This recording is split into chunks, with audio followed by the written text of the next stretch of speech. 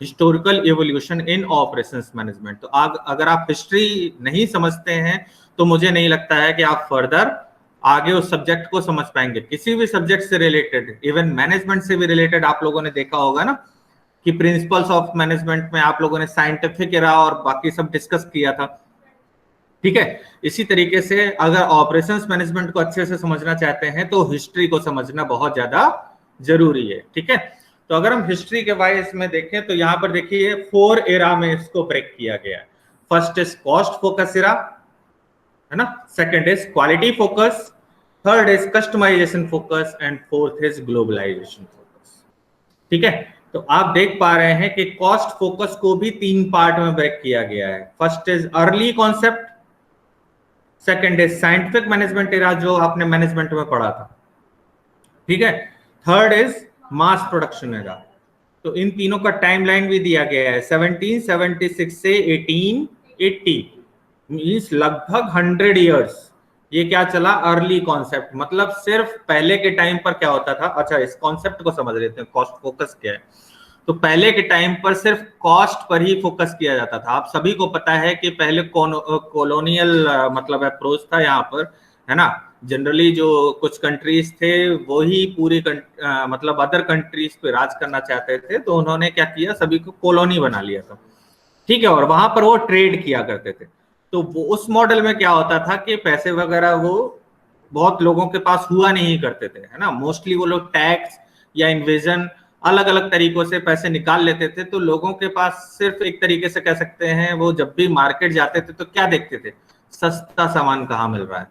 पूरी तरीके से कॉस्ट फोकस इरा हुआ करता था। लोगों की परचेजिंग पावर ज्यादा नहीं होती थी। जैसे अभी आजकल क्या है, होम लोन का इंटरेस्ट रेट देखिए लगातार गिरता चला जा रहा है ना। 6 से 7% में आपको होम लोन मिल जाता है, 7 से 8% में आपको कार लोन मिल जाता है, ठीक है। पर्सनल लोन का भी इंटरेस्ट रेट इवन अब 10% पहुंच चुका है, जो एक टाइम पे 20%, 20% हुआ करता था।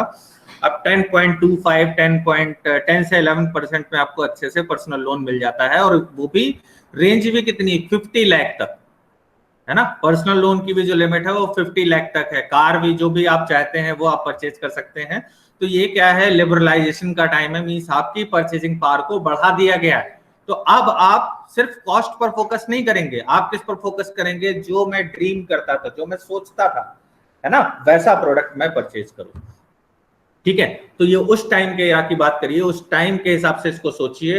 तो 1776 से 1880 तक, लगभग 100 साल तक early concept, means simply manufacturer क्या करता था, बल्क में मटेरियल लाता था, रॉ मटेरियल बना करके रख लेता था, क्योंकि सस्ता कैसे करेगा, जब बल्क में परचेज करेगा, क्वांटिटी डिस्काउंट लेगा और वही प्रोड्यूस करके रख लेता था अपने वेयर हाउस में भर के।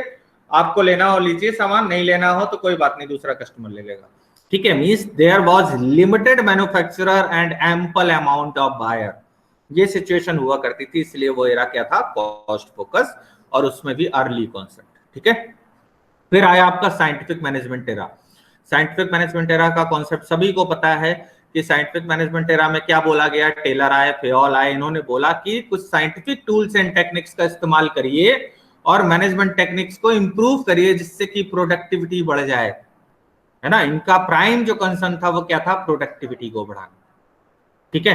तो ये एरा कब से कब तक था, 1880 टू 1910, है ना। लगभग 30 साल ये टेलर, फेयोल और कुछ जो क्वालिटी गुरुज हैं, क्वालिटी गुरुज की अगर हम बात करें तो ये 1950 के पास आए, ठीक है। तब इनका जो कॉन्सेप्ट था वो क्वालिटी फोकस आगे बढ़ा, ठीक है। लेकिन ये जो साइंटिफिक मैनेजमेंट में टेलर, फेयोल और इन लोगों ने जो अपने कॉन्सेप्ट्स दिए, गिलब्रेथ हैं, टाइम एंड मोशन स्टडी के बारे में मैंने बताया था।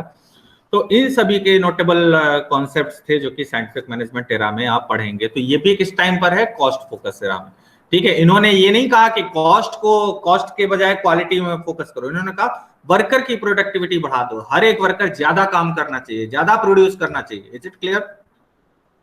नेक्स्ट आया आपका mass production era. Mass production era क्या था कि बल्क में बनाओ, जल्दी जल्दी बनाओ। इस टाइम पर आप देखिए तो टोयोटा की जो पहले असेंबली लाइन होती थी वो मैनुअल हुआ करती थी, है ना। जो कार के 30,000 कंपोनेंट्स है ना, वो सब असेंबलिंग करते थे, तो मैनुअली असेंबलिंग करते थे। अब क्या है, अब रोबोट्स का इस्तेमाल करते हैं और मिनटों या सेकंड्स में कार बन जाती है, ठीक है, पहले के टाइम में क्या होता था, महीनों लग जाते थे, इवन सालों लग जाते थे एक कार को बनाने में। ठीक है, विंटेज कार आप लोगों ने देखी होंगी, उसके एक एक कंपोनेंट्स को किस तरीके से जोड़ करके मैनुअली और तैयार किया जाता था।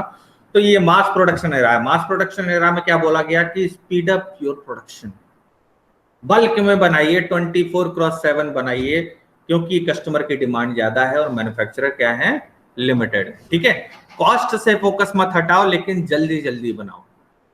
ठीक है, स्पीड अप करो अपनी प्रोडक्शन प्रोसेसेस को, फास्ट करो, मास बल्क में बनाओ। तो ये कॉन्सेप्ट था। तो ये सभी कॉन्सेप्ट किसके अंदर था, कॉस्ट फोकस एरा के अंदर। ठीक है, कॉस्ट फोकस एरा के अंदर मास प्रोडक्शन एरा। ठीक है, तो दिस वाज फ्रॉम 1910 टू 1980, तो लगभग 70 साल ये कॉन्सेप्ट चला। तो आप देख रहे हैं कि कॉस्ट फोकस एरा ही अपने आप में 200 साल तक चला, है ना, 1776 से 1980, जो कि लगभग 204 ईयर्स है। ठीक है, तो अपना अच्छा खासा इसने कंट्रीब्यूशन दिया। उसके बाद देखिए क्वालिटी का जो इमरजेंस था वो 1950 ऑनवर्ड शुरू हो गया। ठीक है, डेमिंग आए, तागुची, जुरान और भी बहुत सारे क्वालिटी गुरु हैं जो इस टाइम पर आए, और इन्होंने क्या कहा कि भाई सिर्फ कॉस्ट पर फोकस मत करो, क्वालिटी को भी इंप्रूव करो।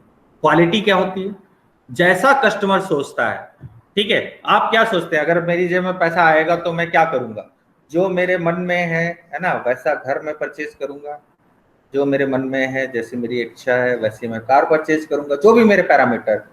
ठीक है, मोबाइल फोन भी मैं वैसा ही परचेज करूंगा, अपने कपड़े में मैं वैसे ही परचेज करूंगा। ठीक है, तो that is what quality.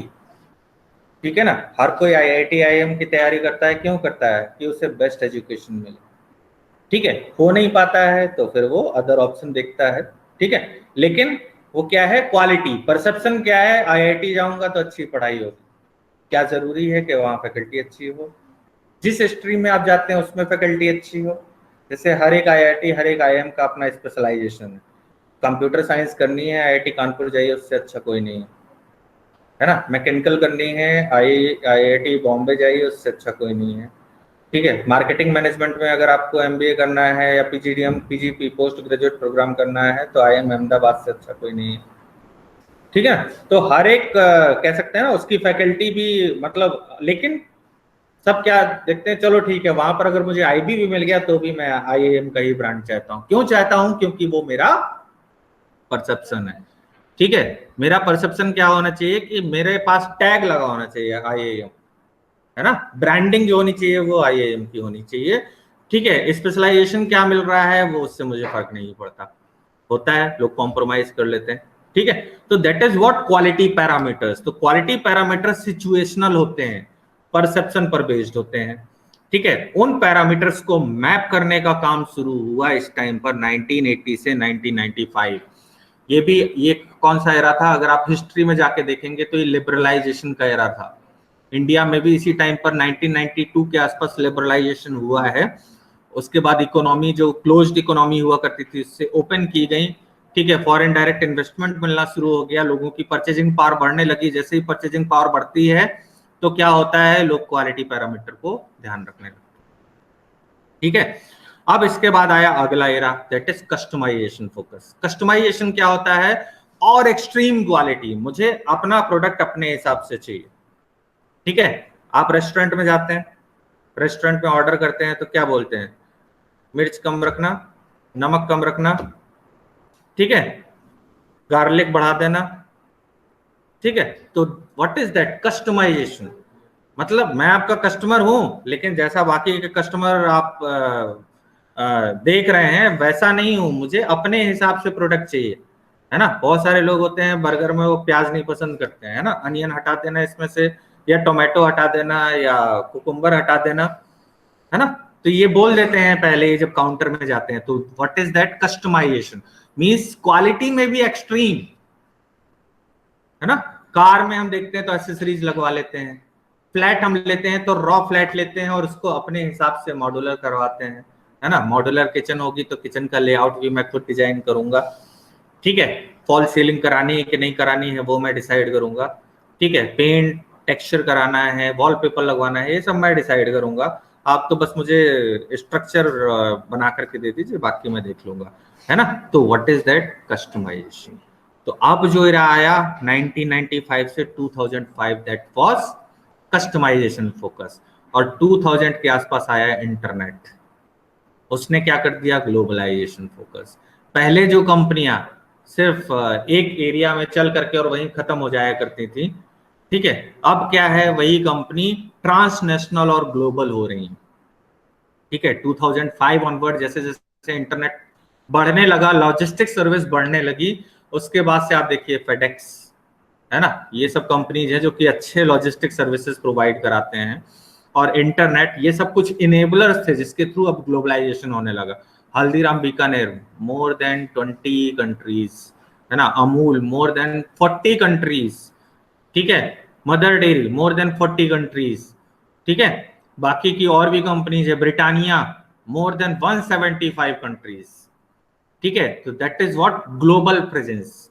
Walmart, Procter and Gamble, ठीक है, तो डेल, ये सब क्या है, ग्लोबल सप्लाई चेन मैनेज करते हैं। क्यों मैनेज करते हैं? क्योंकि इंटरनेट है आज, ठीक है, बेहतर लॉजिस्टिक्स नेटवर्क है आज, बेहतर सप्लाई चेन मैनेजमेंट है आज, इस वजह से ये ग्लोबलाइजेशन फोकस है। So this is the change in operations management area, ठीक है। So this is all about the historical evolution of operations management in nutshell.